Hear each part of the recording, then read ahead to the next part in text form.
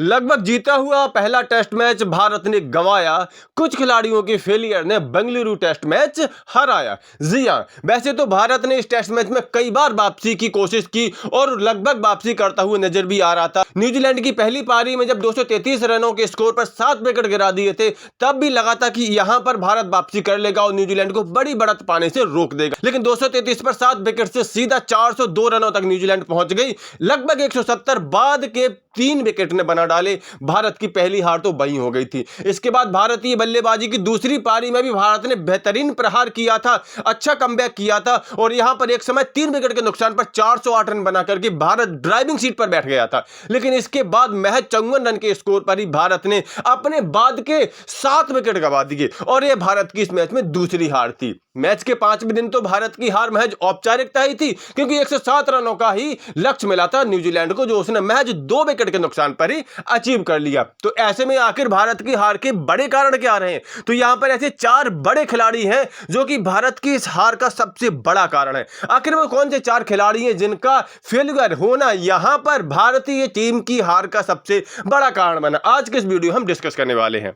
तो इस हार का सबसे बड़ा कारण है केएल राहुल। जी हां, अनुभवी बल्लेबाज केएल राहुल का फेलियर इस मैच में भारतीय टीम की हार का सबसे बड़ा कारण बना। पहली पारी में तो वो खाता भी नहीं खोल सके थे। हालांकि पहली पारी में तो पूरी टीम ने सरेंडर कर दिया था, क्योंकि परिस्थितियां कुछ ऐसी थी। लेकिन दूसरी पारी में जब भारत के टॉप ऑर्डर ने और मिडिल ऑर्डर ने काफी अच्छा प्रदर्शन किया था, बेहतरीन कमबैक किया था, लगातार 4 हाफ सेंचुरी लग चुकी थी, 408 रन बोर्ड पर लग चुके थे। सरफराज खान 150 रन बना करके आउट हुए थे, तब 408 रन भारत का स्कोर था। यहां से केएल राहुल आए थे और एक अच्छा उनको प्लेटफॉर्म मिला था अपनी टीम को जीत की तरफ अग्रसर करने का। लेकिन दूसरी पारी में भी केएल राहुल फेल हो गए और महज 12 रन बना करके आउट हो गए और यहीं के बाद भारत के लोअर मिडिल ऑर्डर और टेलेंडर एकदम से बिखर गए और मात्र 54 रनों के स्कोर पर भारत ने अपने 7 विकेट गंवा दिए, जो कि भारत की हार का सबसे बड़ा कारण रहा। तो पहले तो कारण रहे हैं केएल राहुल। भारतीय टीम के हार के दूसरे सबसे बड़े गुनहगार हैं रविंद्र जडेजा। जी हां, वैसे तो कई सारे टेस्ट मैचों में जीत के सबसे बड़े कारण रविंद्र जडेजा रहे हैं, लेकिन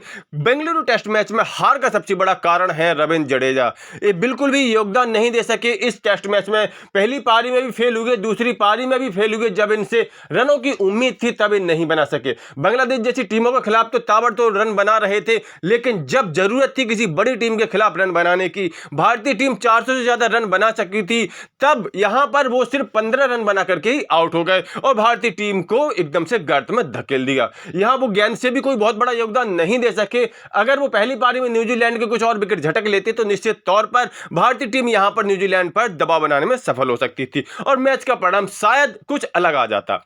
तीसरा जो सबसे बड़ा गुनहगार है वो है रविचंद्रन अश्विन। वैसे तो रविचंद्रन अश्विन स्पिनर गेंदबाज है, लेकिन फिर भी वो बल्ले से अच्छा योगदान दे देते हैं। अपने टेस्ट कैरियर में उन्होंने 5-5 शतक लगाए हैं। बांग्लादेश जैसी टीमों के खिलाफ तो वो शतक लगा देते हैं, लेकिन जब जरूरत थी बड़ा स्कोर करने की, जब टीम को 50-60 रनों की और ज्यादा जरूरत थी, तब वो स्कोर नहीं कर सके। दोनों पारियों फैल रहे और ये बड़ी वजह रही भारतीय टीम की हार की। तो रविचंद्रन अश्विन भी इस हार के तीसरे बड़े गुनहगार हैं। चौथे गुनहगार मैं मानूंगा युवा बल्लेबाज, ओपनर बल्लेबाज यशस्वी जायसवाल को।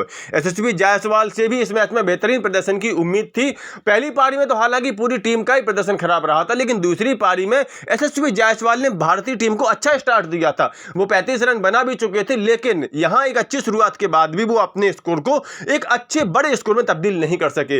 यहां उनसे एक बड़े 50 या फिर शतक की उम्मीद थी और टीम को एक बड़ा स्कोर प्रदान करने की उम्मीद थी, लेकिन वो इसमें पूरी तरह से फेल रहे। अगर यहां पर यशस्वी जायसवाल के बल्ले से हमें एक शतक देखने को मिल जाता तो इस मैच का परिणाम ही बिल्कुल अलग हो जाता। तो कुल मिलाकर के ये थे वो 4 बड़े गुनहगार जो इस मैच में हार की भारत के लिए सबसे बड़ी वजह बने। कुल मिलाकर के इस बारे में आप लोगों का क्या ख्याल है, अपनी राय कमेंट करके जरूर दें।